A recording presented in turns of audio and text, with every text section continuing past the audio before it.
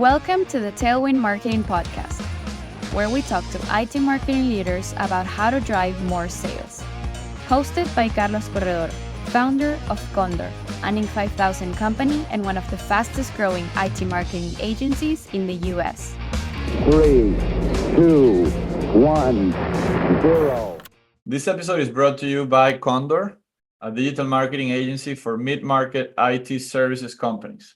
Most IT marketing teams struggle to drive sales, overwhelmed by long sales cycles and an elusive audience. Condor helps you measure and generate a qualified pipeline, make the most with your budget, and be recognized as a revenue driver and not just a cost center.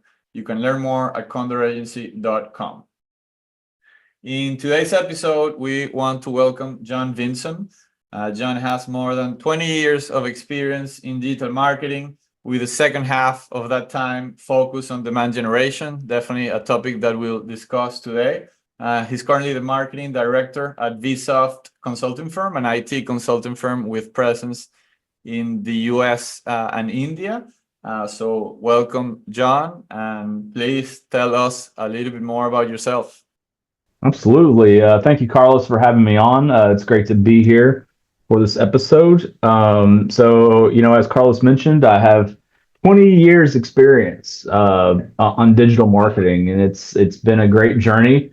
I was lucky enough coming out of college in the mid 2000s to join a organization called iEntry, and they bragged about how they were some of the first companies to integrate email marketing from a client standpoint. So I was lucky enough to come into that organization and work directly with clients on building email marketing campaigns. And that was the mid 2000s. So that was really in what I consider to be the Wild West of digital marketing during those days. That was pre-social media marketing. So, we think about digital marketing today, so much of that is in, automation, social media, paid campaigns, SEO. Well, this was before all of those components. So it was almost strictly all email marketing at that point.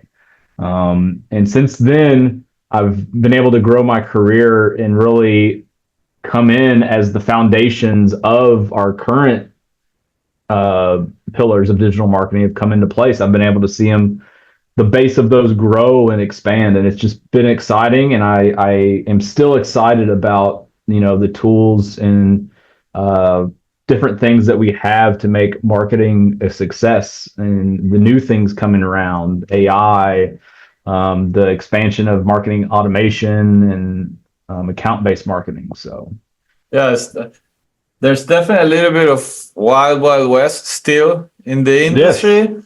But yeah, definitely more structure around more of those let's say traditional pillars, social media being one of them, but search engine marketing, email marketing, and so forth.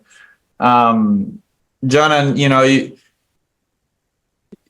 let's say we said that you've been focused on demand generation the last 10 years. Is it because there was no such a thing as demand generation in the mid 2000s, or how did that exactly evolve? Yeah, it's funny that you mentioned that. So yeah, I was kind of in the throes of demand generation before demand generation had a name, right? It's funny if you go back and look at some of my job titles. Like, I didn't have demand generation job titles when I was first, undertaking demand generation during those early years. And really, what it was is, I think organizations were really starting to look at the importance of what I call, marketing with a purpose.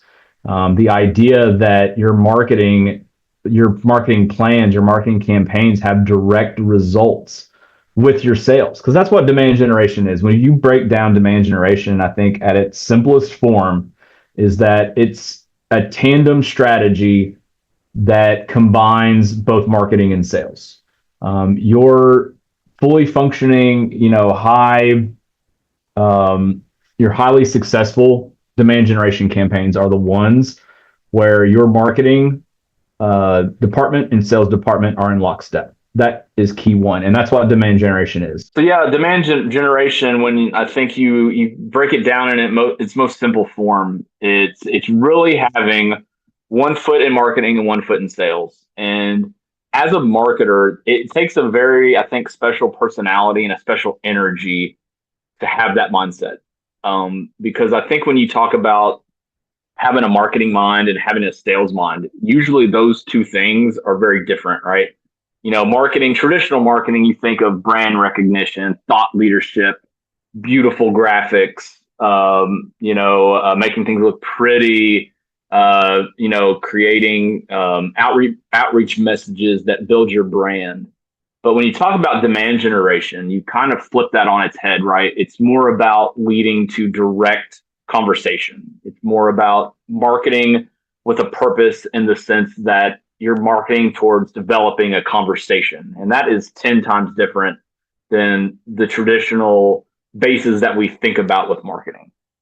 And to me, finding success in demand generation is either A, just having that personality naturally, to where you are energized by leads. You are energized by working with sales teams to help them gather opportunities and meetings and what they need.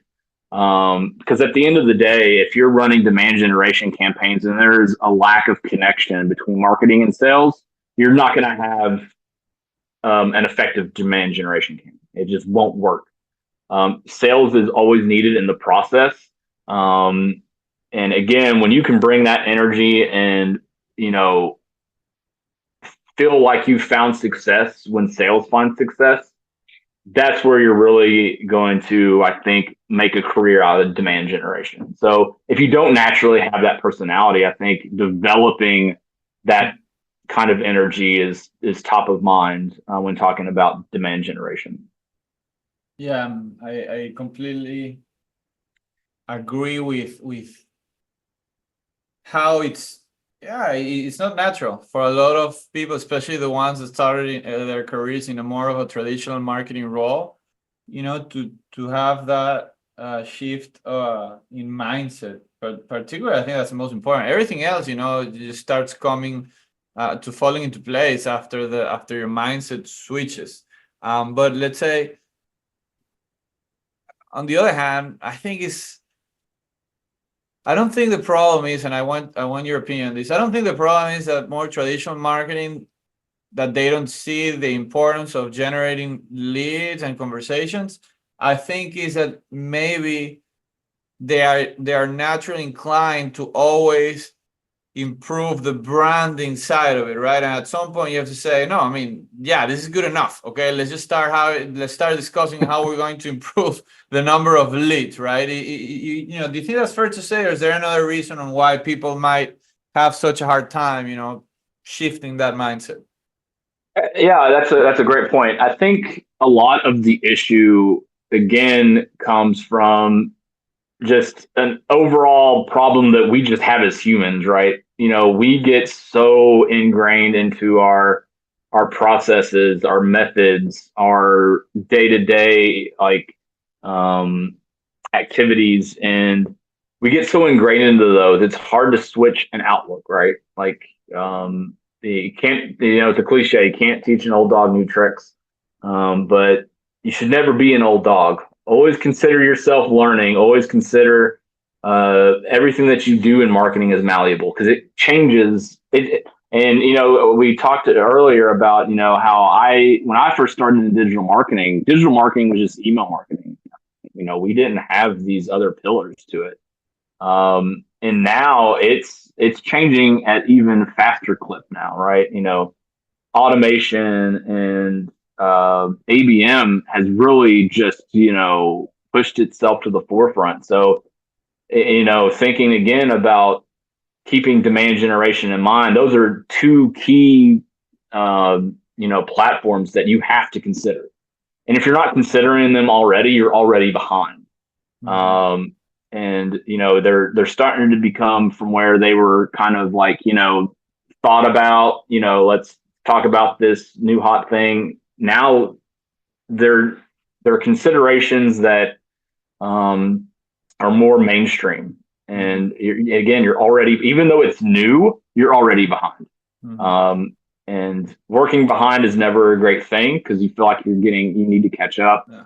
You need to learn this. Usually, you implement in a hurry, and then things aren't really tailored specifically the way you want them, and mistakes get made. So, having said that, I would say, if you aren't already in those worlds, take your time with them. I know it's hard not to be in a rush, but if you haven't made those considerations, definitely do that. And it goes back again to make sure you're not trying to stay traditional for too long, and you're always looking for the next thing, and at least learning about the next thing. Even if you don't implement, learn. Constantly listen to podcasts like this.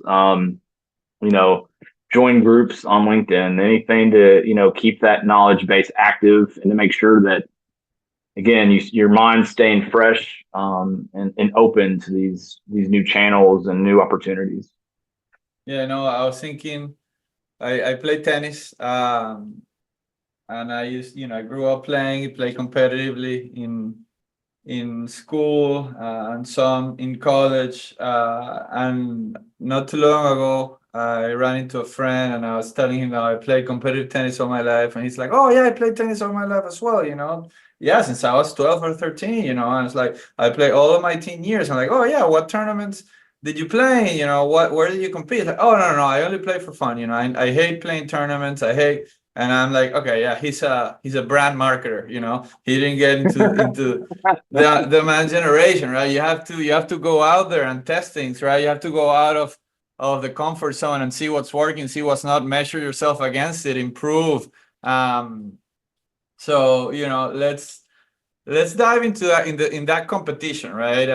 And you mentioned a couple of tools, right? But what do you think, from a high level, what does it take, to do demand generation today, for a marketing team in B2B? Yeah. So, I mentioned some, I think, the qualitative things. So that, again, that's having the mindset, that's knowing you are in lockstep with sales. I think when you start talking about, that bottom mid funnel, gathering of leads, it comes down to your tool sets, and finding the right one. There is no one size fits all. We're all in organizations of varying size and budgets. And the good news now is there are a lot more fits for people that can still be made effective. Even if you run a smaller, lean team, lean budget, there's still solutions out there for you. And in running, with those platforms, even more important when you have those lean budgets, making sure that your MarTech stacks work, integrate properly, make sure that you have good enablement for both your marketing and sales to use those tools. A lot of times those are the kinds of things that get forgot about in demand generation, is the enablement side. And usually marketing, you're the one that's on the hook for that, right? Like, you're the one that's typically doing the research, implementing these things. Either it's you or working with IT to implement. So it's up to you to make sure that everyone that's using them, whether it's your team or sales, that there is enablement, everyone knows what to get out of these tools and really present, the greatest ROI.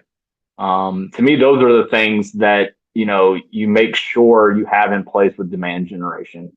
And once you do that, I think anymore with these tools, especially when you talk about something like HubSpot, that's become so, encompassing in terms of what they provide, CRM, outreach, sales.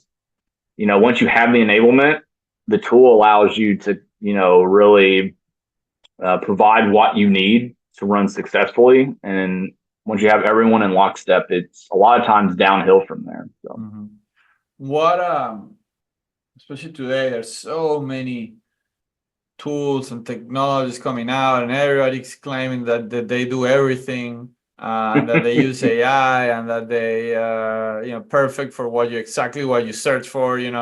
But if you'd have to get one, let's say, tool or type of tool right, or even if it's something like HubSpot, one feature of the CRM right, or a tool like HubSpot right, what do you think that would be? Like, maybe the one or two most important tools / features in a marketing function? I think the most important part is your CRM part of it. What you're able to track, how you're able to track it, the way you're able to connect that with the right stakeholders is vital. And one thing to think about that, and something that I had a sales leader provided great insight into this. He'd been a sales leader for 30 plus years. And he said, going back even before digital, back in analog, the most important thing that you can do with your CRM is notes, making sure that, when you are following up and the way your activities are tracked, make it to where anyone could come into this contact, come into this account, whether they're the one that started it or they're the one that started with the marketing, and they know what's going on because everything is tracked in a way that is easy to organize, easy to read, and that anyone could come in here and take it over. Because you never know when someone's going to leave. You never know when someone's going to be on PTO and need someone to follow up. So making sure your CRM is in place, making sure the processes of your CRM are in place to where every piece of important data is tracked in a way and organized in a way that anyone could come in and use and follow up with. Along with that, one thing I would consider as well is your automation. And automation is an interesting tool set. I think a lot of times it is very, very misused. And I typically put automation in the same bucket as AI, right? Where both are very, very powerful tools, but both are very, very easily misused and overused. And I think a lot of that comes down to when we think about effective demand generation, we always try to say get quantity and quality, but quantity, if we're being honest, almost always wins out, right? Like, God, we have to send to more people so we can, get more responses. And I think a lot of times when you have stakeholders outside of your department, that comes into play as well. If they see that you're not succeeding, it must be because we're not doing enough, right? And so a lot of times automation helps solve for that because you're able to do more with a larger set of people, but that doesn't mean you're going to be effective. So, being very methodical with your automation, being very methodical with your AI, because AI, it's gotten to the point where the buzzword, I think, is more powerful than its actual use. Like every tool that I sit in and listen to pitches on, they all talk about AI as if AI is going to be the thing that's really going to sell me on your platform. Guess what? Everyone's using AI. AI is not going to sell me on your platform. Now, if you tell me there's specific things I can do with your AI solutions that are going to make sense, yeah, maybe that sells me on a platform. But those things, I think, are the key parameters to keep in mind are your CRM, your automation, making sure that you have the solution and that you are using it in a way that is effective and not overused. And then the same thing for AI. And in terms of the automation part and balancing quantity and quality, what have been some learnings there or general advice that you have in how to go about it, right? And the way that I was interpreting it as you were explaining it is, yeah, I mean, if you send yourself, right, 5 hyper duper personalized, emails by hand, yeah, one of them is going to be better than a single delivery of an automated one. However, probably 10,000 automated ones are going to have more impact than 4, and they're going to take probably same or less time. However, you also have to especially today with outbound being so saturated both on email, LinkedIn, or at least in B2B. Then if you go to direct to consumer, even text messages is crazy today. But how do you strike that balance, right? Of okay, for example, I've heard people that say, don't do anything automated. I'm obviously don't agree, but I can at least I see where they're coming from in the sense that if your strategy is simply, a copyright, or writing copy that is pretty generic about the main service that you use, the first thing that spits ChatGPT and give me an email that sells, for example, paid search management from our marketing agency, and I just send that to 10,000 people. Yeah, that's not scalable. That's not going to move the needle, right? But how do you strike that balance? Oh yeah, love that question. So I think you strike that balance by knowing your audience, knowing your personas, knowing who your top buying groups are, and start to really create levels in your buying groups, right? Of, okay, here is my tippy top who I want to talk with, right? And this is another complete subject I could go days on, is the people I want to speak with, right? These are the people that I want to connect with, the ones that I know are going to have the conversations that are going to lead to sales.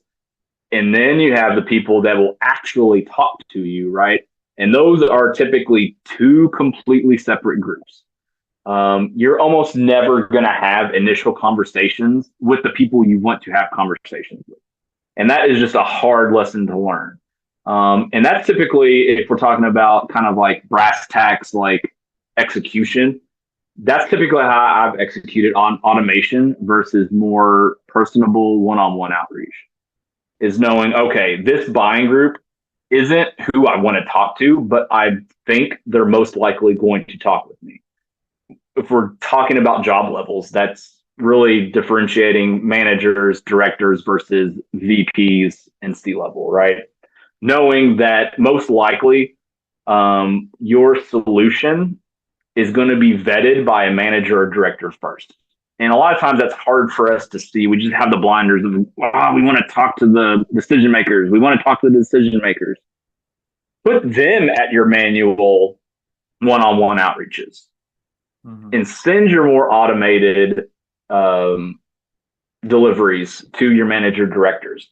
And don't make it to where it's fully automated, right? And you made the great point. Don't just create a script from ChatGPT, plug it into your automation system and send. That's not going to work. No matter how many people you send it to, it's not going to work. And to piggyback a little bit on that, don't cheerlead your organization. That's something that I think you see too much in demand generation, is people just send out emails cheerleading their solution. Guess what? Everyone cheerleads their solution. What you want to do is probe for issues. Kind of know the organizations you're reaching out for. What types of issues have you seen in comparative markets? Ask those probing questions. That's how you get the responses. And you can send that from an automated standpoint to the buying group of the people that will talk to you. Spend more time in that one-to-one outreach with your actual decision maker. Make the call. Make the LinkedIn outreach along with the manual email. A lot of times businesses and organizations, they know who is worth spending more time on. It's just sitting down and saying, okay, I am going to put that time into it. And then you can have your automated campaigns that run to, the lower, for lack of a better term, your lower level buying group that most likely will have the initial conversation with you, and then hopefully leads to your decision maker. That's how I've always kind of differentiated the automation versus the one-on-one outreach. That's a great take. I never thought about it that way. Using level of position to determine the level of personalization and effort that you put into messaging. I think that's a great advice. In terms of the channels to reach those people, independent if maybe there's also a difference by position levels, but what channels do you think mid-market B2B company have to get right first, and in what order? You mentioned ABM, but paid search, you probably have to be there some. somehow, but how would you put together a roadmap of priorities for outbound channel, or outbound channels, Yeah. let's say? Yeah, absolutely. Well, I think you hit the number one now, and that's ABM. And what ABM does for you, if you really think about it at its base, what it does for you, it allows you to create importance when you before didn't have knowledge of importance, right? ABM allows you to know who is in market, or at the very least, there are data sets that platforms tell you that those organizations are in market. And that's a better start than having no information, right? Is every ABM platform going to be 100%? No, absolutely not. If it was, everyone would use that platform. And if you've ever sat in on those vendor calls where they're trying to sell you, what they'll do is they'll tell you that they're 70% accurate. This other platform's only 50% accurate. Never believe that. No one knows how accurate their competition is. And what you have to understand is that it is accurate up to a point, and it's important to use that information to craft your strategies around. And that's what ABM does for you, right? It isn't a tool that builds the action for you, but it gives you the starting point of knowing where to start your action. And that's almost more important than having the actual action tool in place, is knowing where to start. Because you can just send emails from Outlook or send social media connections on LinkedIn, right? I mean, that's something you could just do for free if you have the information to start with. You might not be able to do it from an automated standpoint, but those ABM tools, they give you the starting point, and that is more valuable than almost anything else that you'll ever have in your demand generation campaigns, is that knowledge in particular. Beyond that, I think it goes back to what we talked about earlier, really. Your CRM, your tracking of activity is invaluable because you have your starting point. You have your initial sets of data to say, these are your in-market organizations. They have this much money. Then you can start to craft your activity, track your activity. Having that tracking in place is paramount. And then automation, smart automation, again, thought out, very highly strategized automation. And beyond that, I think the other pillars of campaigns are important. But when you have those first two sets, your paid social and your paid search kind of falls in line with that, right? Your email marketing falls in line with those two kind of foundations, right? Of your CRM tracking and your ABM. All those other pillars and other channels just fall in line with those two things. And once you have those two things built, anything else you run is just built. It will be the bricks on top of the foundation for those two things. If we're talking about really judging the most important aspects of what you start with. You mentioned paid search around the same conversation, on the same lines of CRM. One challenge is that, you don't really control who is doing the searching, right? Have you found ways to kind of tackle that challenge and make sure that, your paid search strategy is targeting roughly the similar companies that you have on your ABM side? Yeah, that's a great point. So that's, I think, another key consideration when you are researching these ABM tools is if paid search or paid social is, really of importance with what you're providing, make sure those ABM tools have a very effective paid search add-on. A lot of anymore, though, those tools come with it standard. So, do your research. And because these tools, they're getting so powerful that, your paid ad spends are probably in a better place than they have ever been.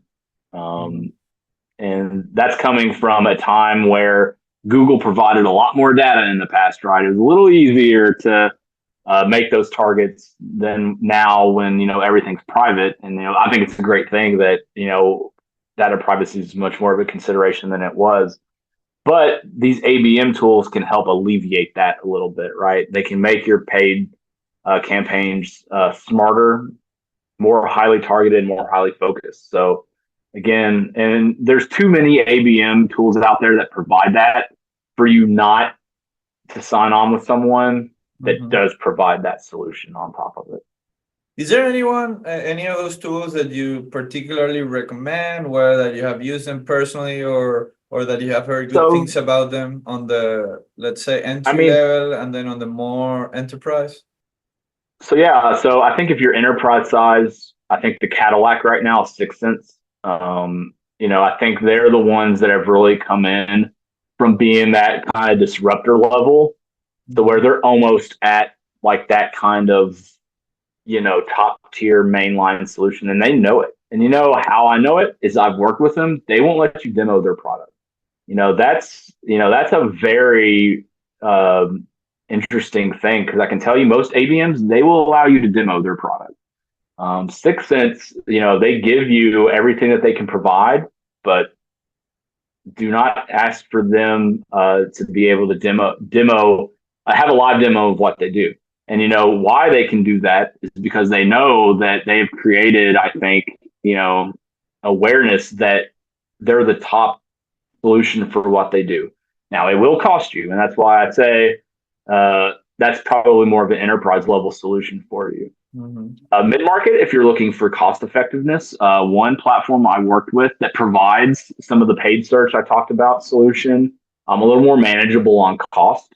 It is a little more a la carte, I think, than 6 Sense, is a platform called Rollworks. I think they kind of saw that space and saw that 6 Sense and some of the bigger tools were able to handle that enterprise level, and they've kind of come in on that more mid-market size solution. They're a little more cost effective, but provide a lot of the same types of ABM solutions that 6 Sense and some of the bigger ones do.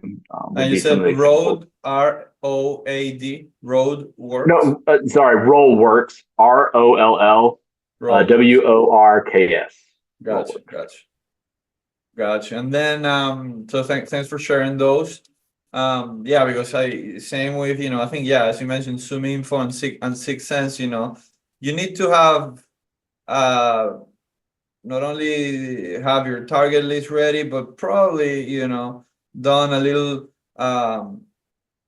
outbound already with tools like, Apollo, or have a team that really understands how to use them. Because if not, you're going to pay a lot of money, and at least year number one, you're going to waste it. And then probably leadership is going to say, wow, I can't believe we spent all of that and nobody made of it, so forget it. And then you cancel it, and it's going to be another 5 years until they approve again budget for it. So you might as well just make sure that you pull that trigger when the team and the company is truly ready for it. So that's why I asked about these other more entry level tools. And one area, I know we've been talking about the CRM and your ABM tool, but we also mentioned paid search, paid social, your website and your web analytics, right? So getting into the topic of marketing analytics, how I don't know if it's a redundant question. I don't know if the question is how important it is. I think we all know the importance, but really how to go about that, right? What's your philosophy for your marketing analytics program? Yeah, so analytics is, a lot of times I think in a lot of marketing organizations is the elephant in the room. I think everyone that is in any marketing department, any organization can say analytics is important. That is like a no-brainer, right? What issue you run into is what actions do you take with your analytics? And creating a story behind your analytics. That is the important part of analytics. It's not having the data. It's not even creating actual action from the analytics. Anyone can do those things. It's creating the story, right? It's creating the story of when you go to your leadership team or go to your stakeholders outside of marketing and have to provide analytics, making sure they know, what you've been doing has been effective, and being able to present that story, whether you've had an effective campaign or ineffective, right? Oftentimes we're scared to say something was ineffective. And a lot of times our analytics tells us that. That's another thing with analytics. It will tell you most of the truth, right? Sometimes you have false positives, even sometimes you have false negatives too. But it will tell you most of the truth. And that's a hard thing sometimes, because I can tell you, for as long as I've been in marketing, and it's not always, what you do is not always effective. It just isn't. And a lot of times that's things that you consider or don't consider. But again, telling the story behind it. Yeah. No, I was gonna say it's marketing analytics. It's keeping score. It's like my buddy that didn't. He wanted to play, but he didn't want to keep score in tennis, right? Analytics is okay. Let's turn on the scoreboard. See how we're truly doing. Yeah, and I think a lot of it. Funny you say it kind of like that, and I think a lot of it comes down to fear. Marketers are oftentimes afraid of analytics because again, it tells you most of the truth. And it makes you make hard decisions of, okay, this wasn't effective. And the storytelling part becomes important, because it's important to know why something was effective or not, and presenting that, because there might be valid reasons behind it, but you need to be able to explain those valid reasons. And a lot of times that comes from just experience. It comes from, again, if you have additional stakeholders that have additional pieces of information, right? Maybe you ran a manufacturing campaign, and your manufacturing campaign you thought was going to be effective. You had a great message. You had, great persona base. You had a great list to start, but you didn't do your research into the market. Maybe there are key indicators in the manufacturing market that just have not led to activity, right? Maybe there's a piece of legislation that happened that, made manufacturing bearish towards investment. Just an example, right? So knowing those types of things is important when you build that story. Making sure you have reasons behind the effectiveness or ineffectiveness is just as important as having the data itself. A data in a repository on its own is doing nothing for you. It is, tell your story, create action from your story. And when you have the story and you get that buy-in, that's when you'll start to embrace analytics, positive or negative, instead of being afraid or being timid towards them. So.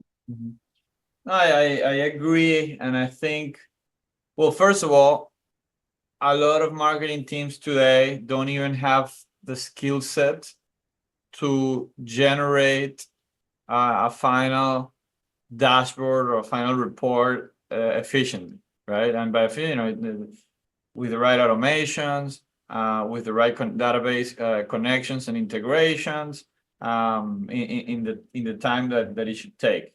But number two, and by number one, I mean usually it's marketing degrees that learned Excel a little bit, as opposed to data scientists who really do it in a way that it's stable and scalable.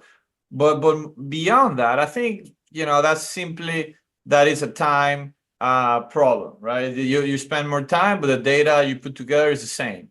But really, it's the interpretation of that data usually where I see the biggest mistakes are being made. Not because they only send the report, which a lot of times that's what happens, but also because their interpretation, is not correct, right? So, and it can be that they're forcing themselves to, well, a common thing is that they're forcing themselves to pick a right angle to justify the investment or to justify that the agency was getting paid, right? So, the leads weren't there. Let's talk about the visits, right? Visits weren't there. Well, let's talk about awareness. This wasn't there. Well, let's say it was the first time and that, one guy replied and say, wow, I love this new service, so they see analytics as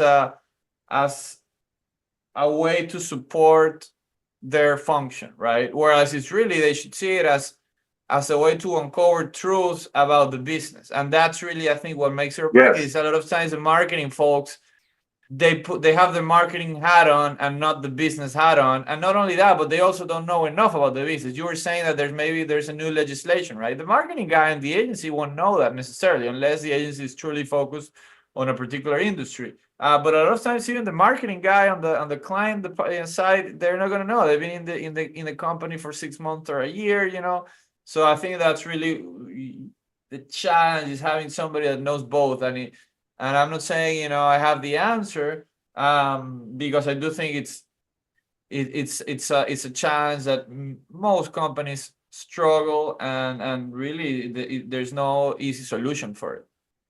Yeah, and that's a great point.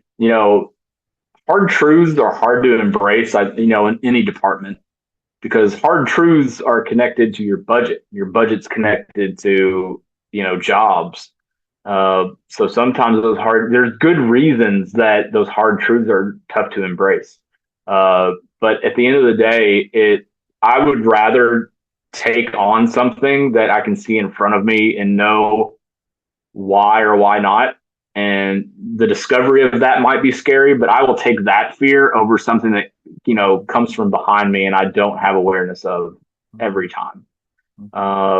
So yeah, embracing the hard truths behind analytics, crafting the story behind the hard truths or the positives, because, you have that fear and then sometimes you get the positives and you don't even know how to craft the story behind the positives either. And then sometimes you'll have your stakeholders kind of question that, like, oh, like sales says, oh, wow, we have this many leads. I haven't really had that many quality conversations. And then being able to know why that may have occurred, right? So yeah, always important. Embrace the hard truths of analytics. Have the pieces in place to tell the story, and you'll be, I think, about 2/3 or even more of the way there, in finding success with what you're doing with your analytics. Yeah, and I think 2/3 is at least twice as better as most of the companies today. John, what else, anything that I didn't get a chance to ask that you want to share that you think the audience will benefit from listening? No, I think we've had a great conversation. This has been a great. I always love talking demand generation. I have an energy for it. Be passionate about demand generation. A lot of times that's hard to do in marketing. That's just thinking about it, and I've had to tell this to marketing teams in the past. It's and I won't say unfortunate truth, but it's a hard truth to accept. We're stewards for sales. We just are. We don't exist without sales teams. I mean, it's these days, especially where, again, marketing with a purpose is so important. But the good thing, and think about it this way, is that, yeah, you might be steward for sales, but when you build success, you create enough of an importance where they start relying on you more than the other way around. And that's really where your end goal is, where you feel like, from a business perspective and a revenue perspective, you are too important. You're too important to not have. And that secures jobs, that secures budget. And, those two things, when you're a leader, are always your top of mind. Yeah. And your individual growth in the company is tied to your contribution to the overall growth of the company. As basic as it sounds, a lot of times, people don't necessarily see it that way naturally. So it's always good to remind them. And doing that, to me, is one of the most simple things you can do, but the hardest thing you can do, which is check your ego at the door. You don't know everything. All paths to success are not known to you. Other people know some of those paths. So always keep an open mind and keep the energy and be passionate about it, even though sometimes it can be hard to be passionate about it, and celebrate your successes, and learn from the defeats, because they will come. Economies move and shift, and you have to be able to have the attitude that moves and shifts with them. So, John, one last one that I always like to ask: any recommendation for a publisher, a book, a mentor, Oh. or anything that has helped you in your either demand generation career or in general? So I won't mention anything specifically. What I will say that I think keeps me most involved are, marketing groups on LinkedIn. To me, some of the best knowledge that you will gain is keeping up with your LinkedIn feed, especially if you're following like top tier groups that are on the cutting edge of all things marketing. So I think following those are paramount. Gartner, if you not, is a great, I think, partner also for being top of mind of upcoming trends. They're a publication and market tool that I've used some in the past, definitely more here lately. And they provide a lot of key insights for things upcoming. And You're things again. referring to Gartner or? Yes, Gartner. Yeah. They'll show you what's disruptors right now. A lot of times, what a disruptor is now becomes, market ingrained in the market. It happens very quickly. I can tell you, it happens faster now than it used to. So yeah, no, those would be my two recommendations.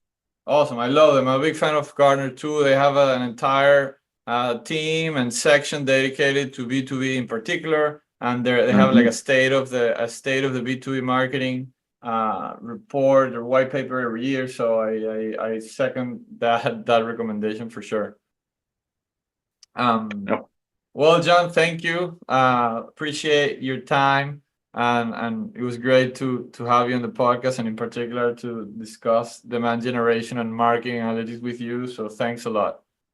Yeah, thanks, Carlos. It's been great. Appreciated the opportunity, and looking forward to hearing this in future episodes. Thanks for listening to the Tailwind Marketing Podcast. If you enjoyed it, remember to subscribe for future episodes. Until next time.